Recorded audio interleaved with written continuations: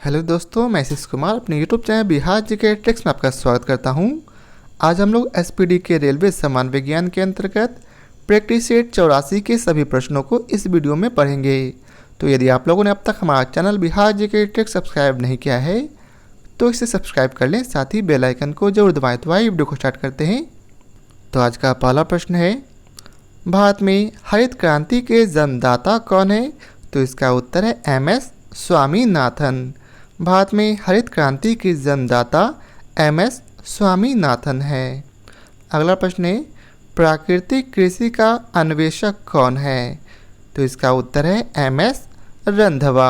प्राकृतिक कृषि का अन्वेषक एम.एस. रंधावा है। अगला प्रश्न है, भारत में फसल के प्रकार को निर्धारित किया गया है किसके द्वारा? तो इसका उत्तर है वर्षा के परिमाण तथा तापक्रम के द्वारा। भारत में फसल के प्रकार को वर्षा के परिमाण तथा तापक्रम के द्वारा निर्धारित किया गया है। अगला प्रश्न है, रेगिस्तान में पाई जाने वाली वनस्पति को क्या कहते हैं? तो इसका उत्तर है जीरोफाइटस। रेगिस्तान में पाई जाने वाली वनस्पति को जीरोफाइटस कहते हैं। अगला प्रश्न है, भारत में फूलों की अधिकतम किस्में पाई जाती है? किसमें पाई जाती? तो इसका उत्तर है उत्तराखंड में। भारत में फूलों की अधिकतम किस्में उत्तराखंड में पाई जाती है। अगला प्रश्न है, खरीफ का मौसम कब होता है? तो इसका उत्तर है जून से सितंबर। खरीफ का मौसम जून से सितंबर के बीच होता है। अगला प्रश्न है, विश्व में प्राकृतिक रबर का सबसे बड़ा उत्पादक देश कौन सा है? तो इसका उत्तर है थाईलैंड।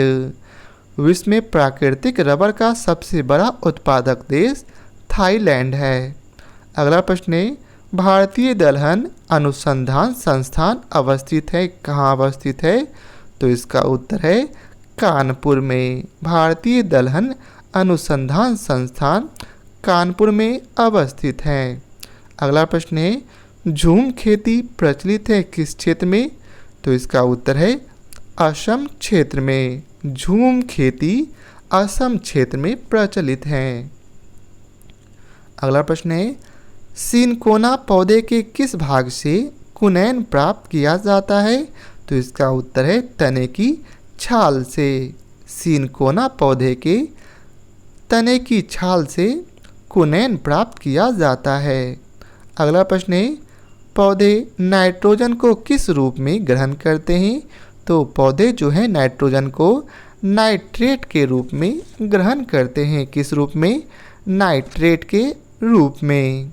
अगला प्रश्न है, पूर्ण पुष्प में पाया जाता है क्या पाया जाता? तो पूर्ण पुष्प में सभी चारों चक्र पाए जाते हैं। अगला प्रश्न है, फूल गोभी का खाने योग्य भाग कौन सा है? तो इसका उत्तर है पुष्प क्रम। फूल गोभी का खाने योग्य भाग ये पुष्प क्रम है। अब अगला प्रश्न है, नारियल का फल होता है? तो इसका उत्तर है नारियल का फल डूपी होता है। कौन? डूपी। अगला प्रश्न है, विश्व वन दिवस कब मनाया जाता? तो विश्व वन दिवस 21 मार्च को मनाया जाता है। कब मनाया जाता? 21 मार्च को। अगला प्रश्न है, पौधे के रस को चूस लेने वाला सबसे छोटा कीट कौन सा है?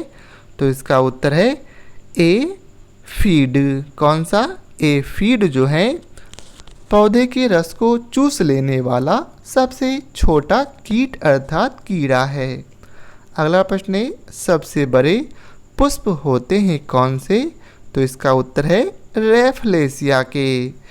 रेफलेशिया के पुष्प जो हैं वो सबसे बड़े पुष्प होते हैं। अगला प्रश्न है, चाय में लाल कीट का कारण क्या है?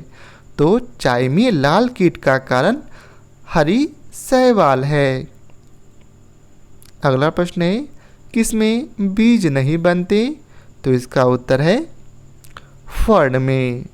फर्ण में बीज नहीं बनते हैं। अगला प्रश्न है, नींबू में कैंकर रोग होता है किससे? तो याद रखेंगे नींबू में कैंकर रोग जीवाणु से होता है। किससे होता? जीवाणु से। अगला प्रश्न है मटर में मार्स रोग का कारण क्या है? तो मटर में मार्स रोग का कारण है मैग्नीज की कमी। मटर में मार्स रोग का कारण है मैग्नीज की कमी। अगला प्रश्न है भारत का विश्व में गेहूं उत्पादन में कौन सा स्थान है? तो इसका उत्तर है दूसरा। भारत का विश्व में गेहूं उत्पादन में द्वितीय स्थान है। अगला प्रश्न है निम्नलिखित में कौन सा असत्य फल है? तो इसका उत्तर है उपरोक्त सभी, अर्थात काजू, सेब और नाशपाती, ये तीनों जो हैं असत्य फल के अंतर्गत आते हैं। अगला प्रश्न है निम्नलिखित में कौन नकदी फसल है? तो इसका उत्तर है तंबाकू। निम्नलिखित में तंबाकू जो है वह नकदी फसल है। अगला प्रश्न है निम्नलिखित में किस में प्रोटीन सर्वाधिक होता है? तो इसका उत्तर है निम्नलिखित में मूंगफली में सबसे ज़्यादा प्रोटीन होता है। किसमें? मूंगफली में। अगला प्रश्न है यूरिया में नाइट्रोजन किस रूप में होता है? तो इसका उत्तर है यूरिया में नाइट्रोजन एमाइड के रूप में होता है। किस रूप में? एमाइड के रूप में। अगला प्रश्न है सोयाबीन की उत्पत्ति कहाँ हुई? तो इसका उत्तर है चीन में। सोयाबीन की उत्पत्ति चीन में हुई है। अब अगला प्रश्न है हरित क्रांति के दौरान किस खाद्यान्न का उत्पादन बढ़ा? तो इसका उत्तर है गेहूं का। हरित क्रांति के दौरान गेहूं का उत्पादन बढ़ा है। अगला प्रश्न है निम्नलिखित में कौन प्रोटीन का उत्तम स्रोत है? तो इसका उत्तर है सोयाबीन। निम्नलिखित में सोयाबीन जो है वह प्रोटीन का सबसे उत्तम स्रोत है। अगला प्रश्न है भारत में कपास उत्पादन में अग्रणी राज्य कौन सा है? तो इसका उत्तर है गुजरात। भारत में कपास उत्पादन में गुजरात राज्य जो है वह सबसे अग्रणी अर्थात आगे हैं। अगला प्रश्न है भारत का सबसे बड़ा रबर उत्पादक राज्य कौन सा है? तो इसका उत्तर है केरल। भारत में सबसे बड़ा रबर उत्पादक राज्य केरल है। अगला प्रश्न है क्षारीय मृदाओं में सुधार लाने के लिए उपयुक्त रसायन कौन सा है? तो इसका उत्तर है जिप्सम। क्षारीय मृदाओं में सुधार लाने के लिए जिप्सम का उपयोग किया जाता है।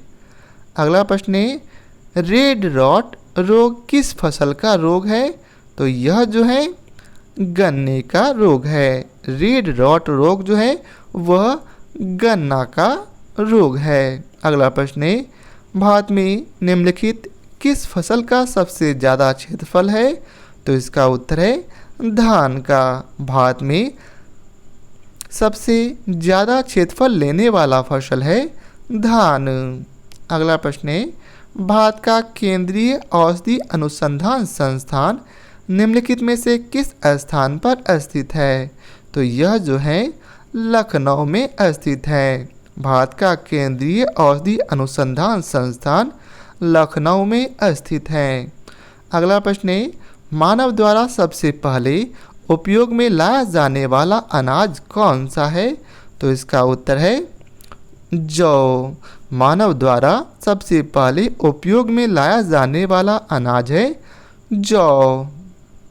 अगला प्रश्न है संसार में सबसे अधिक तिल का उत्पादन करने वाला देश कौन सा है? तो इसका उत्तर है भारत। संसार में सबसे अधिक तिल का उत्पादन करने वाला देश भारत है। अगला प्रश्न है गाजर किस विटामिन का समृद्ध स्रोत है? तो इसका उत्तर है विटामिन ए। गाजर जो है विटामिन ए का सबसे अच्छा स्रोत है। अगला प्रश्न है मानव शरीर में विटामिन ए संचित रहता है कहाँ संचित रहता? तो इसका उत्तर है यकृत में।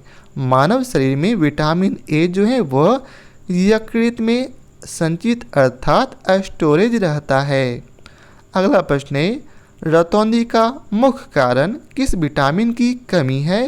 तो इसका उत्तर है विटामिन ए। विटामिन ए की कमी के कारण रतौंधी रोग होता है।